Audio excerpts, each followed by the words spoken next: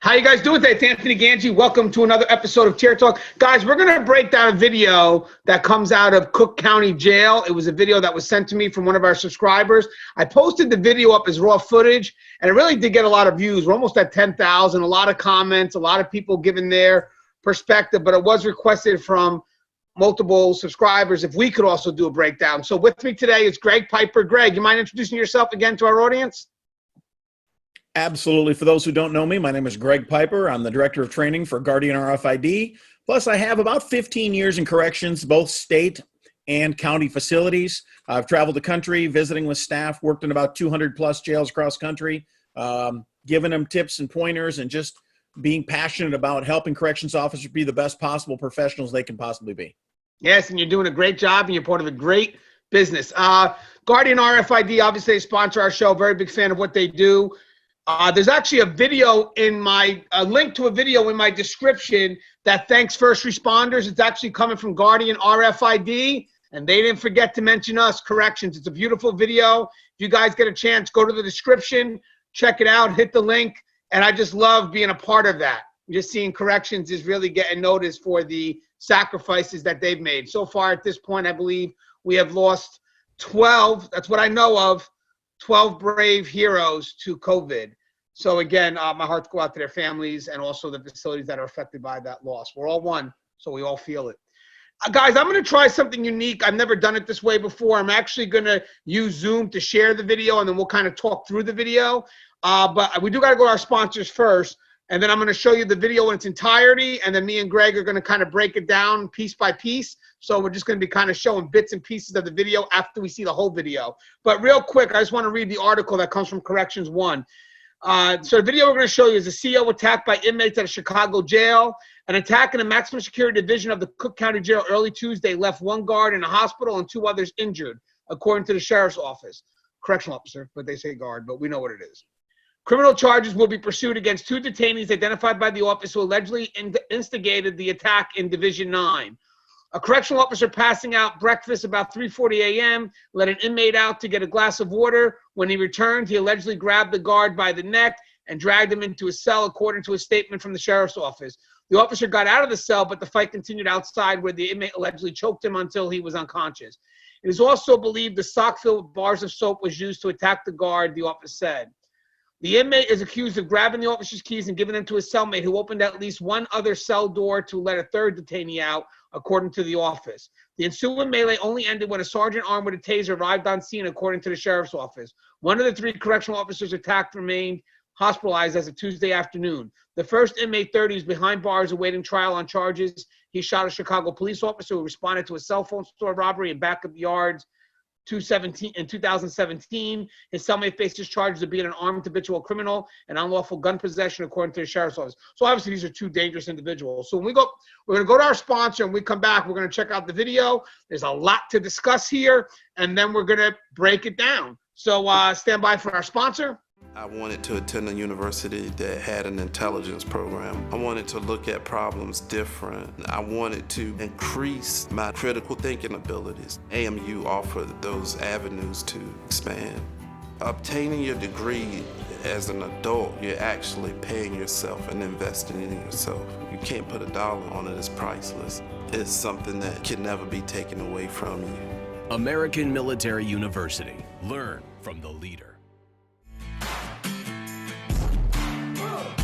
Guys, inmate manipulation is a course that is highly needed. It's the process that's so slow moving and subtle that you don't realize it's happening. When inmates choose to manipulate, they manipulate our need to react. Situational awareness and insight is going to save your career. It's going to save you from doing foolish things. Listen to your gut. So the more insight we have, the more we can recognize what isn't so overt, and we can correct our behavior before we fall into a trap that we can't get out of. If you allow an inmate to pull you out of your prescribed role, you are opening up a door for a host of problems.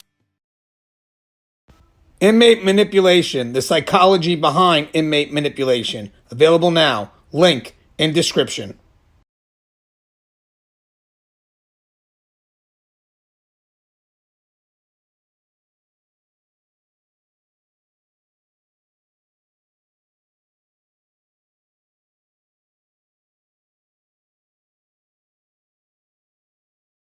All right, guys, and we are back.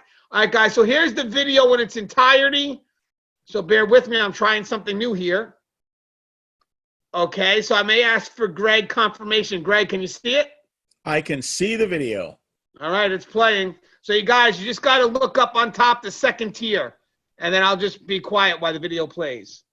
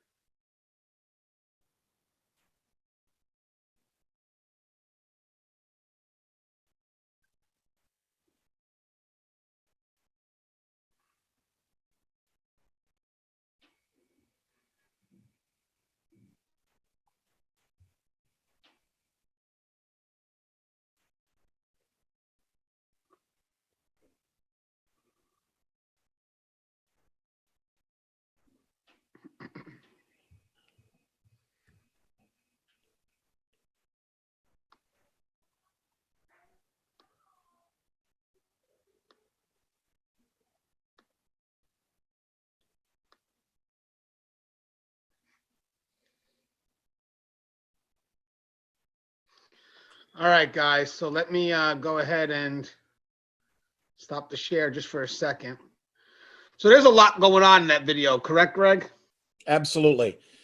There's several areas we can discuss from top down to really undress this. I don't ever want to be accused of being a Monday morning quarterback. So please understand that everything we're going to talk about today is not intended to disrespect the officers that responded, the officer on the tier. Absolutely not. My heart goes out to those folks, and I'm praying that they're getting better right now, getting great, getting better, getting healthy, getting stronger. But we need to break this down. We need to show exactly what things could have been done so we can do better next time. Well, I like what you said, guys. I'm a big fan of all the officers that work in Cook County. We do get a chance to see a lot of videos from Cook County. I believe their videos are released soon after incidences, so they're easily found all throughout the internet. When I saw this video, it was definitely disturbing. But again, again, what Greg said, it's not to Monday night quarterback. It's just to note concerns. And I promise you, there's a lot of brave men and women that I saw in that video. Maybe there were some mistakes made, but it doesn't minimize their heart, their courage for doing the job that they do. We all can make mistakes. We're all human. And hopefully they take this as being constructive, because the respect I have for them is unmatched. I'm a big fan of the workers out of Cook County. That's a job that is, reminds me of a lot like Rikers. It's just a very tough place to work at, and you have to have heart. So bravo just for having the courage to work there. Okay, so with that said, I want to set up the scene a little bit real quick, because it's early morning hours. They're giving out breakfast. So you're probably looking at already a skeleton shift, right? I mean, third shift is usually just a skeleton shift. It's just meant to do the bare essentials.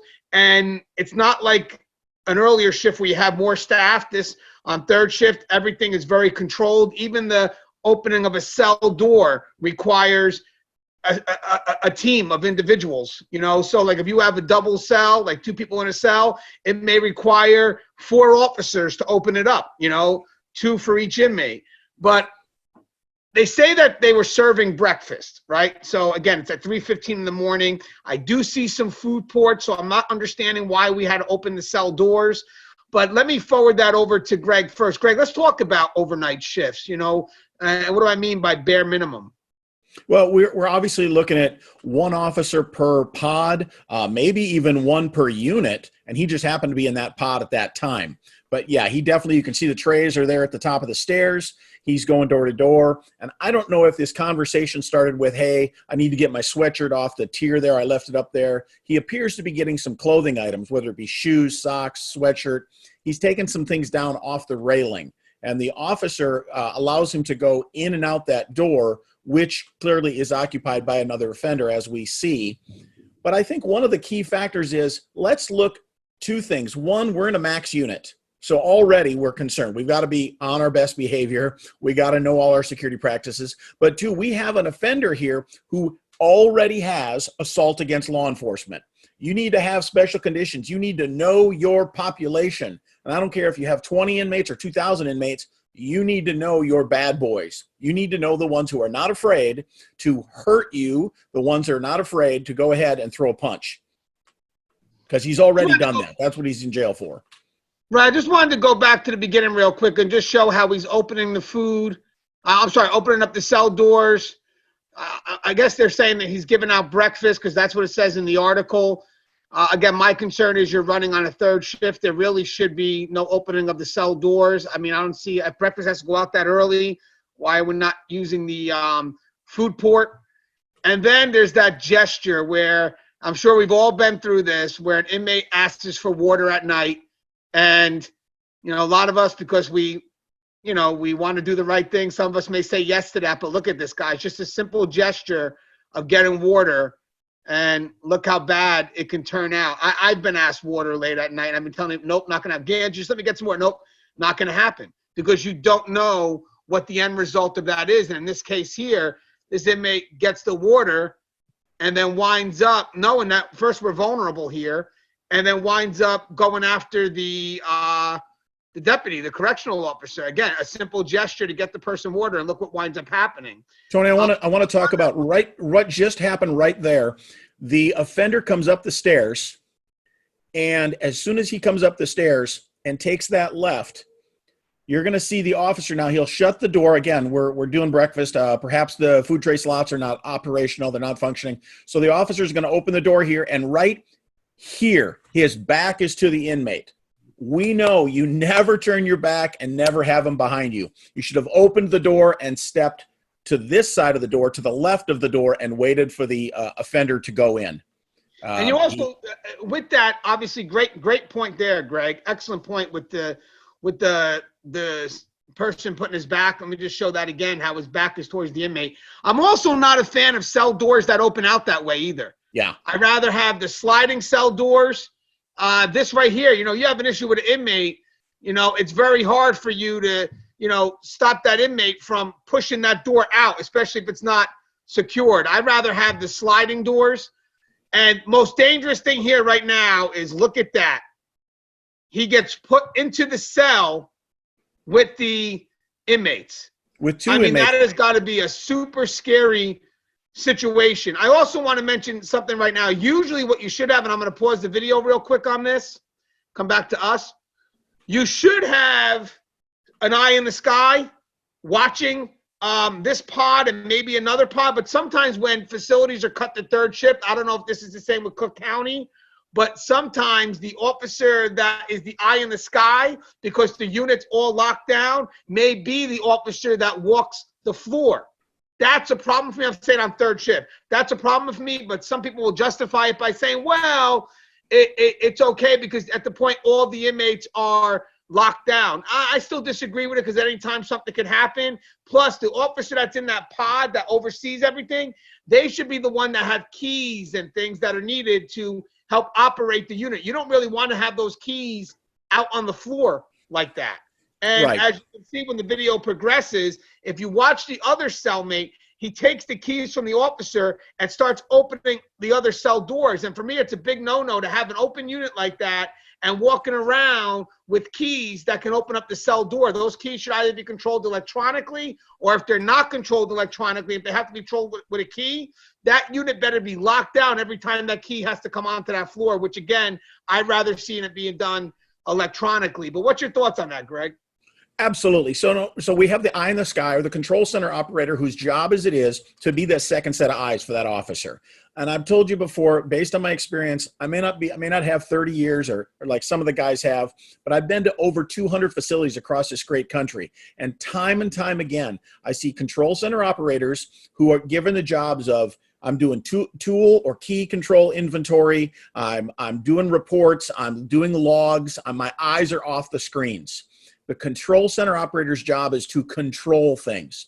So this officer, for if my memory serves, a good 40 seconds is the sole person in this cell, in this tier when this is happening, which leads me back to, folks, I know when we first get hired, when we're young, I'm sure when Tony and I first got hired, we were young and 9 feet tall and bulletproof, but we get a little complacent and we can't run for 15 feet anymore.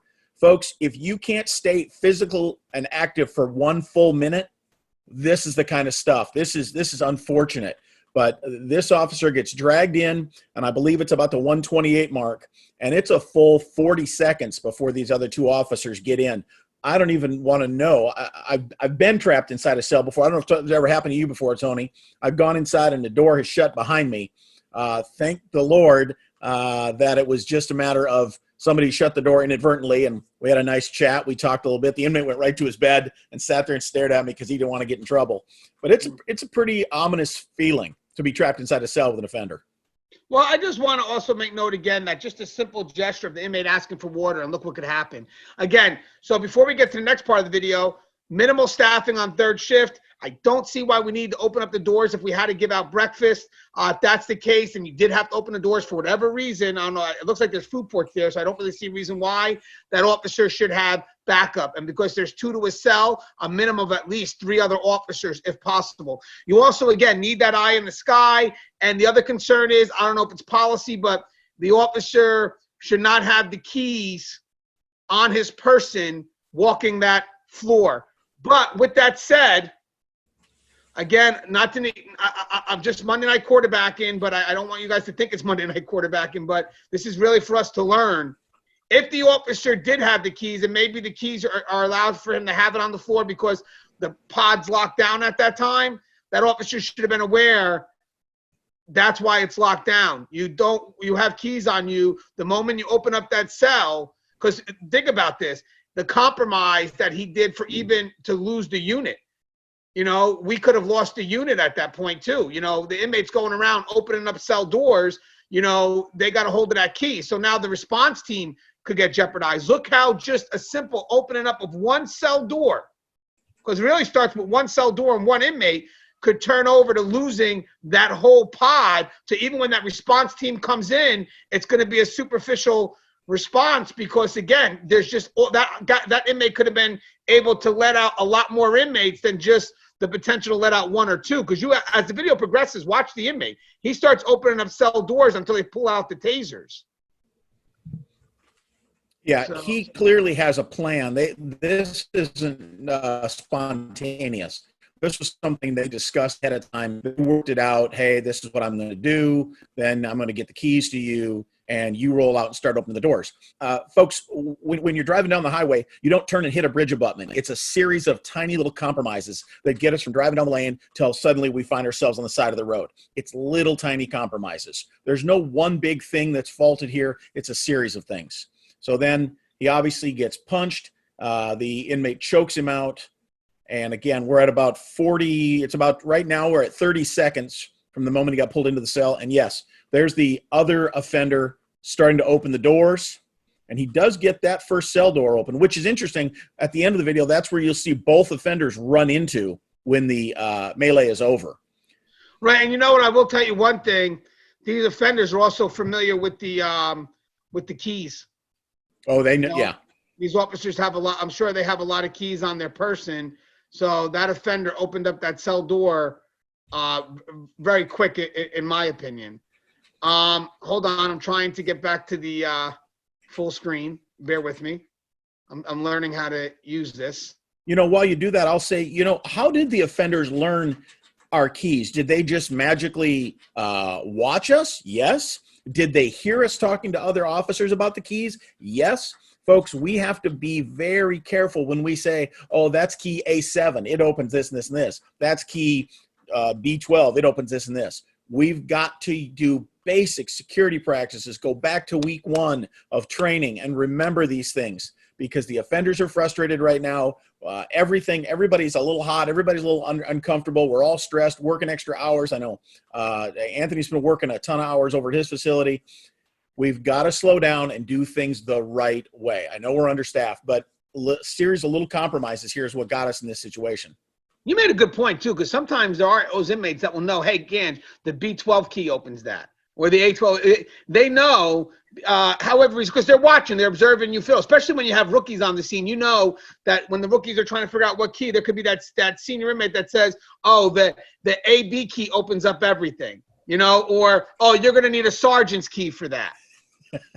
Yeah. How do they know that? Well, we told them whether we wanted to or not, but that's all they've got to do 24 hours a day. There's, in a pod of 88 inmates, there's, how many sets of eyes? 88 sets of eyes watching us. And clearly that's what we've got here. They knew exactly what they were getting into. Right. Now, one of the toughest parts of this video for me, that it's coming up now, I'm going to go back to it real quick, is when the first officer responds. I mean, think about what's going on in his head. Okay. He sees his brother knocked unconscious, right? And the hardest thing to do is to wait and do nothing. So technically what I would say is that this officer should have waited and not responded right away, but that's very hard to do because that's your brother. That's someone that you love, that you're going to risk your life for. That person would risk their lives for you. But the thing is, you have to control the response. So he sees the inmate on top of him. He automatically has to assume, even if the inmate is trying to say, yo, I didn't do this, he just fell out, you don't know that. So you have to assume that the inmate's a threat.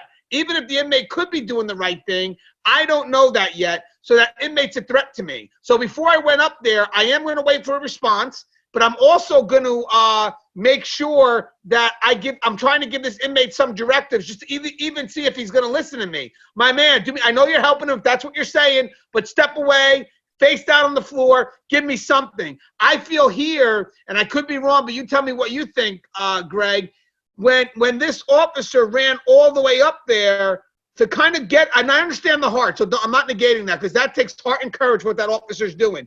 He's running up there to check on his boy, and I understand that. But I think he did that without really securing the scene, and I think he made himself vulnerable. Now, the other officer that comes in, he goes right to the inmate, and that's when the inmate just kind of pops the officer, knocks the second officer that responded out, and then goes after the first officer that responded. But what's your thoughts on this initial response? I have been in a bunch of codes and conditions, and I've gotten my butt chewed as well. This is just not preparing yourself mentally. Right there, you wait at the bottom of the stairs until your team arrives. You never go in alone. Yes, I know the officer was down, but at this point, the officer's now getting up. Third officer goes in, and this is where the officer goes right into the face of the offender. This is where it gets ugly, because the inmate starts dropping people, and now my response team is completely eliminated. So wait until you've got appropriate backup. You know the sergeant's coming with the taser. Wait at the bottom of the stairs. Yes, it's no fun, but you know when you walk into that pod every day, you could be taken hostage, and no one is going to come in and save you until it's safe for everybody else. That's just the rule. Warden on down. We all know that. You know, Greg, I agree with you. And also my concern is when the first officer goes, he kind of runs past the inmates and puts himself into a corner, you know, because that's the dead end of the second tier. He trapped himself. So he runs past the inmate to get to the officer. I know his heart's in the right place, but look what he did. He trapped himself. He gave the inmates a better spot. And now here comes the other officer. And you could see as soon as the officer ran up, the inmate got into a fighting stance. Watch. When this second officer comes up, the inmate takes a quick fighting stance. He's already getting ready to swing at this guy. Watch. The officer comes running. Now watch this. Sideways. He took a fighting stance. Now, I'm sorry for this guy. Watch this. Interview stance. Yep. Now watch this, though. Watch this guy. I meant the second guy. Watch this. You saw that? Boom. Yep. He quickly got in, and then he got himself into a better position. Now, this next officer that comes in does exactly what you said. He stays at the bottom of the stairs because at this point he realizes, I believe that the two officers up here, the three officers that are up here now, are really in a very vulnerable position. So the last thing he wants to do is put himself in that position. So what he does is he gets himself to the bottom of the stairs. I think he thinks about it, sees what's going on, sees the other inmates starting to come down. So he's like, you know what, let me back away from this, which he does, and he creates space. This gives him a chance to react, but he does create space. This is not, listen, it's not about a man test. We're not going one-on-one. He needs to create space to get some level of control. But my concern right now is, again, the need to have that response, the need to have the numbers now. You know, they're running in with minimal numbers when at this point here, you need to overwhelm that unit with numbers, because as this is all going on, the inmate on the second tier, now watch the upper left, the inmate on the second tier. So don't look at the officers. Don't look at the aggressive inmate. Look at now the bunkie, the cellmate. He's got the keys. So look at this. He starts opening the cell doors. The keys were on that officer's person who opened the cell doors that made the unit vulnerable. And this is the reason why I tell people right off the bat, when you're working a unit like this, you don't want to have the keys on you. You don't want to have the keys when you're walking the floor, because at any time you could get taken out and you're going to lose control of the unit. All right, I'm going to make a quick assumption here. If we back up, the officer who never goes up the stairs. Okay, so you want to back up to the... Yeah, he runs out of the pod. My thought process is here, he's going to go open the door for the sergeant, because the control center operator is probably opening doors down the hallway for the rest of the guys that are showing up here. And the only way for the sergeant to get in, because every officer that's got keys is now in here. And if this officer, who's currently getting space, doing a nice job, like you said, making sure he's going to stay upright, he decides, that's it, I'm going to get the sergeant, because the sergeant's at the door. Because watch the inmate at the bottom of the stairs. He turns. Oh, crap. Oh, I can't stop him now. And now here comes the sergeant. If he stops him before he gets back out the door, I don't know how the sergeant gets in, because everybody else is already in the pod. Right. But And now what do the you ser- think? What do you think about a suited response right now too? Shouldn't this be a suited response? I don't think they had time. You got an officer down. I think everybody just ran. I know in my experience, if you're going to have a planned use of force, yeah, you're going to have the whole SORT team, SWAT team, CERT team. You're going to have guys geared up. But in a facility, and I've never been to Cook County. I'd like to go to Cook County adult. I've been to Cook County juvenile and see if they have officers on shift that are already suited up, or if their response team is merely they grab 8 or 10 guys from shift. But everybody on shift is going to show up here in about the next 10 seconds. And I mean everybody. It's as if they emptied out booking, they emptied out medical, they took every officer they could find. I will tell you one thing. They got the tasers. That actually set the inmates back. But if I was a supervisor right now, I would definitely be having a conversation with the officer on the floor about opening up the cell doors at that time. And, you know, basically, I don't know if there would be charges. I'm assuming, sad to say, but there could be. And this is what sucks about this business. We have an officer that got injured, right? Yeah. So with that said, let me cut back to this. Hold on. So what happens here, when you have an officer that get injured, obviously administration and the investigative divisions, they're going to look to see, okay, you know, were there policy failures? So was it administration? Was there a policy that was implemented that really, hold on. Big day today at the White House.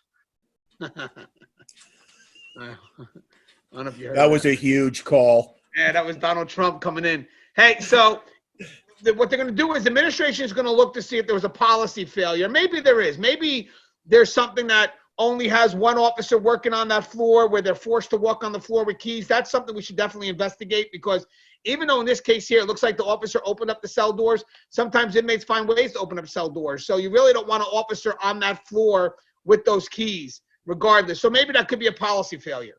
But with that said, you also have a concern of, did the officer fail to follow policy? Was he supposed to open up those cell doors at night?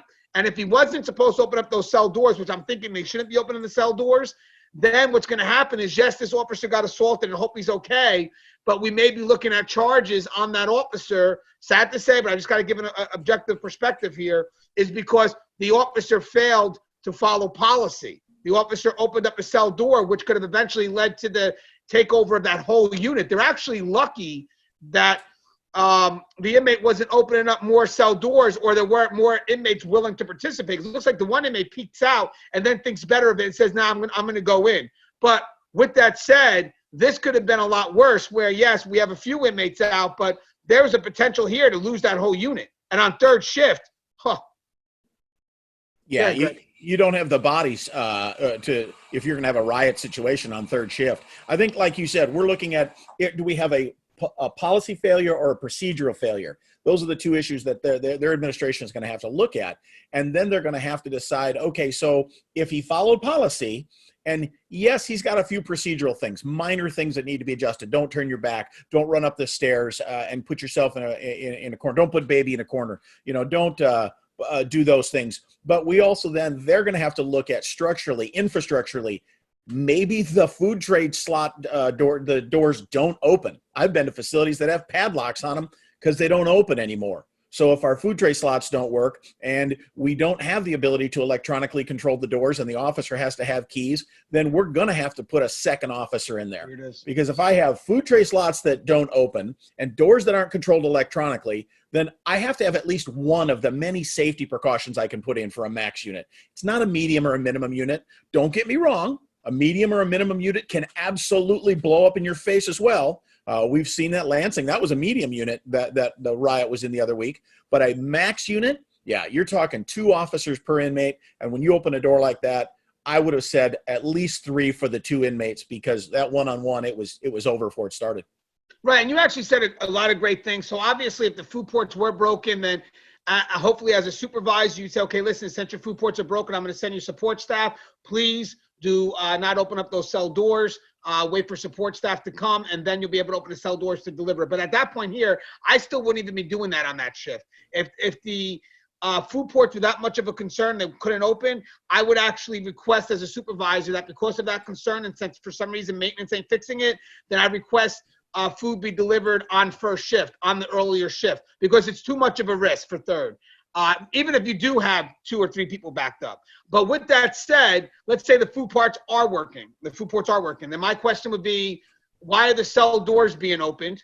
That's a big, important question for me right now, especially on third shift. I don't know why that had to be done.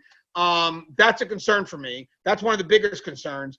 And if the food port doors, if the cell doors were open and that is totally against policy and procedure, and obviously we know why it's totally against policy and procedure, then it's sad to say, but that officer that got badly assaulted could be facing charges. Yeah. If he violated policy, then why did he do it? Was he taking shortcuts? Were they shorthanded? There's so many questions to be answered here. But I think our takeaway is I'm grateful. It appears that the officers were able to, after hopefully some treatment, they're going to be able to walk away from this. We need to be able to open our eyes to what can we do moving forward as a community to make sure we don't watch this same video again this week or next week or the week after. What can we do? What are the steps we need to take? And that's the key why we did this. And a lot of people on the comments when I posted the raw footage, they also were concerned with the response. Guys, you got to control the environment before the response team can even be effective. And it's very hard to see one of your brothers or sisters being attacked. But the thing is, sometimes your quick need to help them can actually further the concern, can further the problem with the situation at hand. Because as you see, the first officer ran himself into a trap. He trapped himself. He went actually right by the threat, without trying to control the threat from a distance. Because think about it, even if the inmate, said he was trying to help out, then you could do some type of directives to tell that inmate, then do me a favor, secure in your cell, go back in your cell, secure the cell, whatever it is. Get that inmate into an area where, you're able to check on your partner. But at that point, the inmate doesn't listen, then you know who the threat is. The threat's the damn inmate. Yeah. So either way, you want to give yourself a chance to, get the numbers there to handle it. Because as I said, now when you're running up, and then your partner's coming up behind you, and then just you both get knocked out, what good are you doing at that point? You come back with that team response, like that very end, when you see the cavalry coming in, that's what made the inmates retreat. That's what made the inmates know, oh shit, it just got real. Well, that and that little blue light that the sergeant put on, that's always a good deterrent. I wish we had the ability to have more officers have some of those tools in the tool belt, if you would. Right. And guys, this is third shift. So it's definitely third shift. There's always the potential to lose a pod, always a potential to lose a potential unit. And again, just having those keys on the floor and then opening up those cell doors and having the keys that can open up other cell doors. It's just really too much of a risk, especially now when we house gang members who are they're united in their cause. And, you can have one guy take you out and then open up all the doors to all his homies. That's why, again, it's better for you I like this electrical stuff, but if the keys have to be in those, don't put them on the pod. They get secured. And if the keys have to come out on the floor for any reason, that unit better be locked down and double checked that it's locked down. I know sometimes when there's a switch of shifts, what they'll do is they still do the final count to make sure everything's locked down before the one officer leaves. So you don't have the officer from the pod, because we are minimal staffing, unfortunately. And a lot of facilities, sometimes the officer that's the eye in the sky that, would be watching over 2 pods. Sometimes on the overnight shift, unfortunately, in understaffed facilities, sometimes it's all day, but they wind up having to cover 2 pods and the LCP. So sometimes they happen to walk into the pods with the keys, because if they don't, then they get locked into the pod. So they need the keys to kind of go in and out.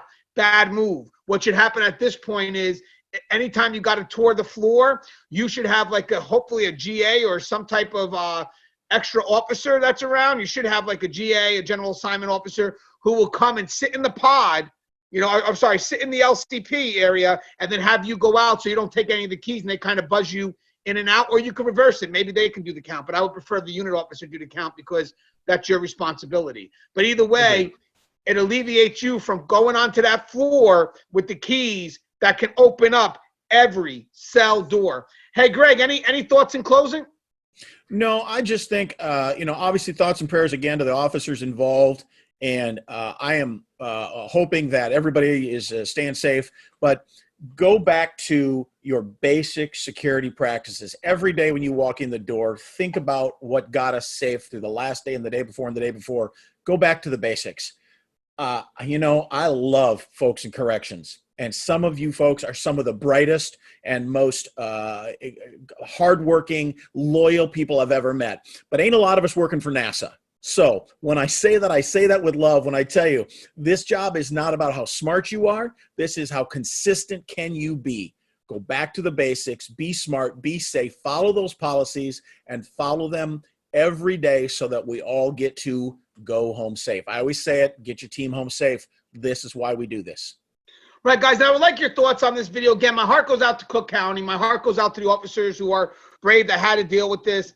Mistakes happen. I know that, guys. But the reason why we had to do this is because we don't want it to happen again. You know, if I made mistakes and it had to go on like this, it is what it is, guys, because I'm not going to let my mistake, you know, hey, if you can learn from it, learn what not to do. Let's do what we can to protect others from falling victim. And that's kind of why we did this video. It was requested. But again, my heart goes out to Cook County. I believe we hit on a lot of concerns here and just try to do it in an objective manner. There's no way to negate or minimize the professionals that work there. It's just a discussion. And, you know, if you guys agree or disagree, that's fine. I would love to hear your thoughts because, again, I have an audience that watches it that knows the system. So if we sat there and sugarcoated everything, I wouldn't have a channel like this. I wouldn't have the followers that I do. This channel is a channel that people expect honesty, even if it means that sometimes we have to point the finger. But with that said, we point the finger with love. We point the finger in an effort to show, hey guys, this is something that you may not want to do. So again, in the future, we don't do it. That's the key to save lives. So hopefully we take what we can from the video. As always, guys, the show is tiered up. If you haven't, please subscribe, interact, engage, comment, hit that bell. The bell's going to notify you every time I post up a video. Stay safe.